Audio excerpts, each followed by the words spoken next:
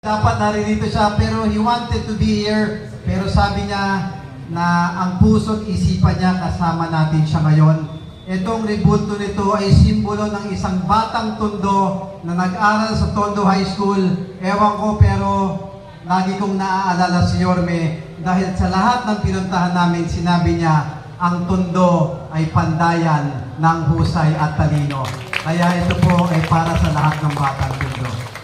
Sa mga magulang, teacher, guro, sa bawat isang batang Tondo na nagsusumikap mag-aral, hiling ko po na suportahan natin.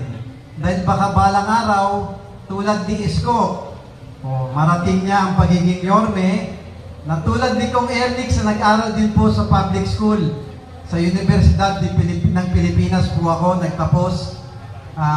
Naririto po kami bilang magsilbi ng inspirasyon sa inyo. Katulad ni Ma'am Chi at